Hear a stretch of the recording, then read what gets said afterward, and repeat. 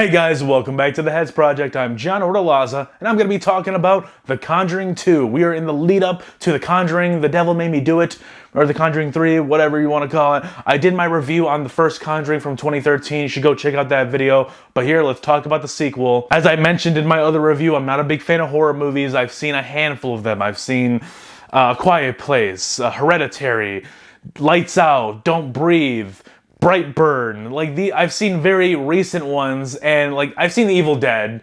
That's really about the oldest I've seen. And again, if you count Alien and The Terminator, then I've seen those first two movies. I also expressed some skepticism going into Friday the 13th or Nightmare on Elm Street or Halloween, because the horror mascots, I'm just not into that. That's very cheesy in my mind.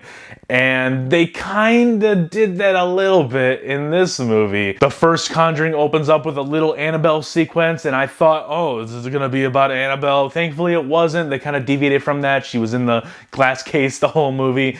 And in the second one, they kind of teased the nun. And the nun is just kind of a stupid looking character in my opinion. It roars like a dinosaur. It's weird, dude. It's so cheesy. And every time that thing did stuff, it was just not for me. The whole scene with the nun's shadow running across the wall, that was very good and very well done. But once it grabbed its own painting and started running after Lorraine, that's when I checked out. It started running after her, started screaming and yelling like a freaking dinosaur. There's a lot of cheesy elements in general with this movie in my opinion. It kind of falls flat when you see the one girl who's being possessed start talking like the older man. I get that's the point. It's supposed to be creepy. It's supposed to be off-putting, but it's just too much. I feel like every scare and everything they tried to do in this movie went one step too far, and it served as unenjoyment to me. This movie also kind of feels like one of those sequels that takes everything from the first movie, kind of reskins it, and changes a couple things here and there. Similar to how The Hangover Part 2 was essentially a reskin of the first Hangover. It's kind of like that. You get a big family of 5 or 6. There's somebody being possessed and trying to kill the other ones. It's so similar, only this time they added more entities. You see the nun pop up a few times. You even see the crooked man show up twice. He feels completely out of place and like what? And then in the ass crack of midnight, the young boy comes downstairs to take the dog out. The dog starts morphing into the crooked man, starts chasing after the boy. He turns a corner to go yell at his family, and now the crooked man's gone.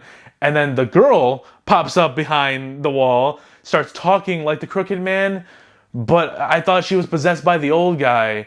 But wait, later on the old guy is being manipulated by the nun.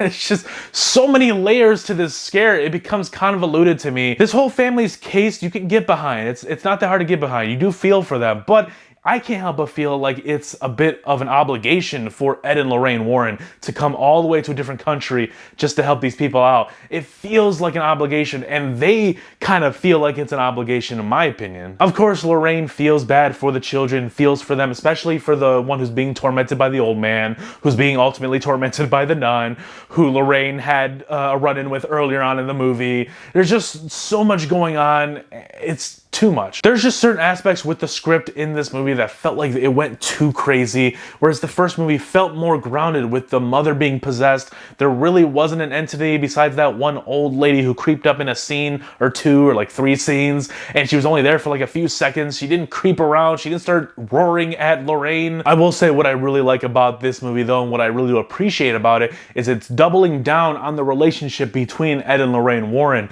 and how much they love each other, how much they're willing to sacrifice for each other.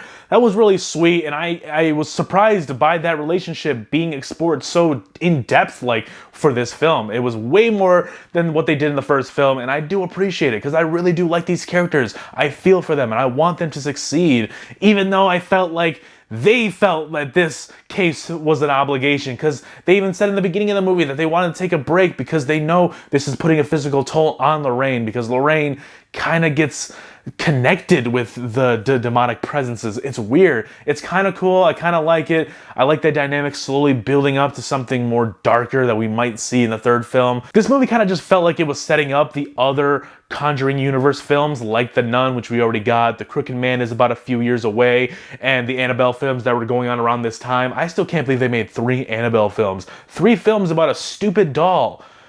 And I have like no interest to watch any of them, but who knows? Maybe later on I will watch one. I'll see how it goes.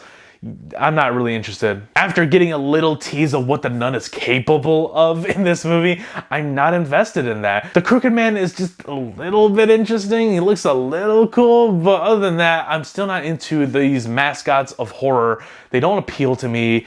And this movie really doubled down on introducing these mascots of horror. The scares in this film aren't as intense as they were in the first film. They're not predictable, because obviously I don't watch these types of horror films. I'm not able to spot when something's gonna come from a mile away like some people are who are literally grown on these films and watched them since they were 4 years old. Nothing in this film is predictable to me. I just don't feel like any of these scares hit as hard as the first film does. It's just, I was on the edge of my seat on my second watch through of the first film. This one, dude, I was like checking my phone. I was like, wow, oh, they're doing that? Oh. Where's that stupid Cabbage Patch doll? Anastasia, what's her name? Oh, the Crooked Man's the dog? The little girl's the Crooked Man? I thought she was the old man. Oh, she's the nun. He's the nun.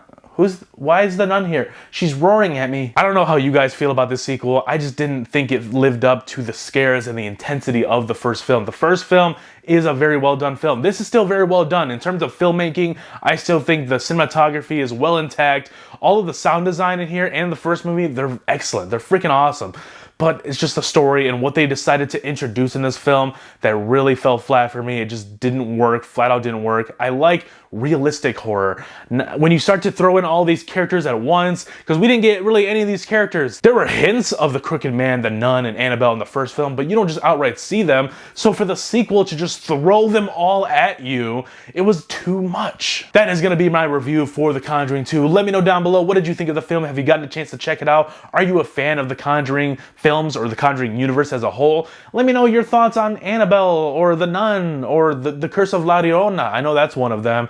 And of course, The Crooked Man is coming. I'm a little intrigued by The Crooked Man, so I might check that out when it comes out. But I'm honestly going to take a lot of convincing to watch the Annabelle films or The Nun. They just don't look appealing to me. Anyways, let me know down below in the comments, what did you think of The Conjuring 2? And are you excited for The Conjuring? The Devil Made Me Do It. That is still a really dumb name. Leave a like, subscribe to the channel if you're new, and be sure to stick around, guys, because I'm going to be covering Star Wars The Bad Batch every Fridays. And the Loki series is right around the corner. It's going to be debuting June 9th. So there's a lot of content coming your way. There's always more to come.